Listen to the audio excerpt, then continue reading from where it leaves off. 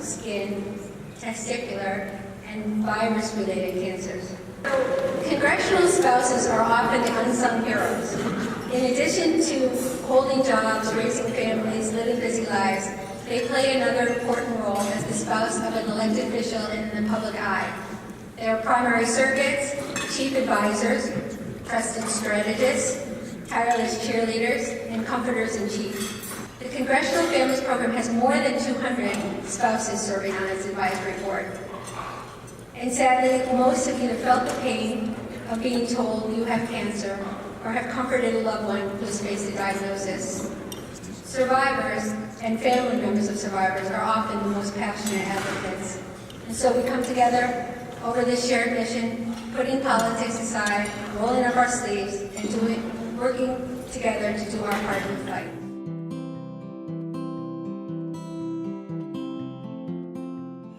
Thank you. What an honor to be here today to say a few words about my friend, Pat Mica, and join with you to honor her as she receives the Congressional Families Leadership Award. It was about a year ago, it was in October a year ago, that I had my diagnosis, but I'm one of those that congressional spouses will understand too, as most spouses would. We put things off, and we put them off, and we put them off, and I put it off. And even when I had some warning signs, it was like, I have that one more trip I want to do, or I don't want to bring this up to my family yet, or for whatever reason, I kept putting it off until I couldn't put it off any longer, and went and had the colonoscopy done.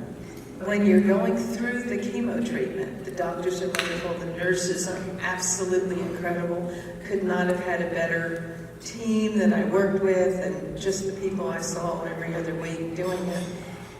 But there wasn't that extra support there. Who do you talk to when you're going through this? I'm exhausted. I am just totally beat. Should I act like I am? Should I get up? Should I rest? What should I do? And that support is the thing that I feel like I want to go out and do that, and I want to be that person that people can come to and say, you know, how did you get through it? What did you do? How can I help you? And yeah, it's okay to stay in bed all day. You don't have to get up. But this group, with the prevention, and this is the other thing I did learn, you do go get your screenings, don't put it off. Because as it turned out, it was stage 3 because of that one little node there. But it's clear. I've had my scan, I'm clear, I'm done, I'm finished with my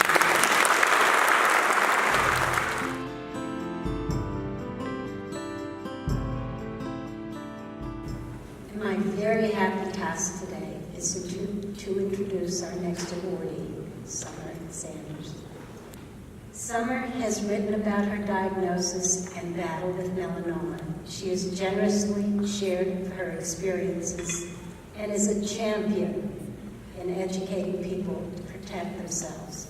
Summer Sanders, it is an honor to present you with the Excellence in Cancer Awareness Award and to hear your story in your own words. Did anybody watch the Rio Olympic Games by chance? Did you see the swim team? I don't know. I don't know if I'd choose to be on that team or this team. Every single day of every single summer in my youth was spent outside in a pool. Sunscreen, you ask? Well, it existed in the 70s and 80s, right? But it wasn't part of my program. I was also very proud of my skin color, my hair color, my eye color, all dark.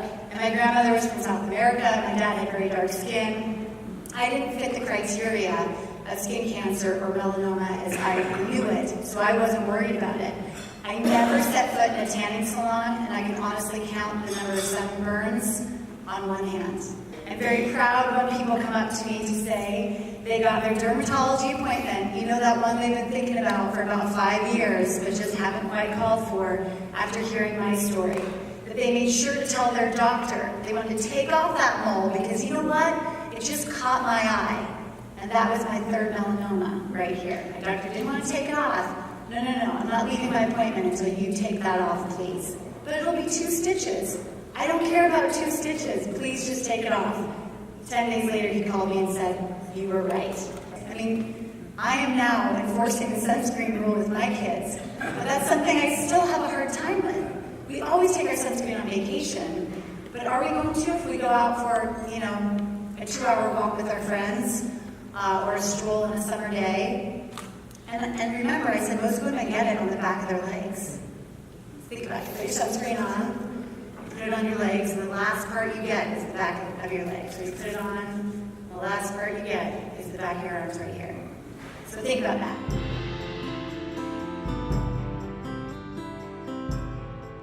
I am honored to present to you our Distinguished Service Journalism Award to Mrs. Amy Robach. Amy shares her breast cancer journey with the public. She has now turned her experience of breast cancer into a call for action to bring awareness to breast cancer screening and early detection. Ladies and gentlemen, Ms. Amy Robach. I actually have to credit Breast Cancer Awareness Month for my good health today. It was, in fact, a Good Morning America producer and Robin Roberts herself who were trying to convince me to have my first ever baseline mammogram at age 40 on live national television. And if I'm being completely honest, I had no intention of getting a mammogram. I am in the news, I read the headlines and the recommendations, and so if someone tells me I can wait until I'm 50, I'm gonna wait until I'm 50. And Robin said, you know what, Amy? You're exactly the right person to do this because you're 40, you haven't had a mammogram, and do you know that more than 80% of breast cancer patients have no family history? And I was embarrassed to admit that I actually thought that those numbers were probably reversed, that you had to kind of have a family history to have a connection to the disease to possibly be concerned you might have that disease. And she really debunked that for me. And so when she said that to me and she told me I would save a life, I said yes. No one can tell me that that mammogram didn't save my life. Time will tell. And I can tell you this, it gave me the best chance of survival. We know that everywhere mammography has been introduced in this world, the death rates from breast cancer have decreased. That is an absolute fact. So early detection is key to saving lives and to saving women. I was that average woman that we hear from these committees who say, well, if you're at average risk, if you're an average woman, you can wait until you're 50. I was that average woman, and how is there even possibly an average woman, a woman at average risk, if more than 80% of breast cancer patients have no family history? It makes zero sense. So I urge everyone in this room, A, to tell their stories, because we all unfortunately have one, and B, for every woman in your life, encourage them, remind them, nag them, get them to make those appointments, and then more importantly, keep those appointments, because right now, where we stand, we have to be our own advocates.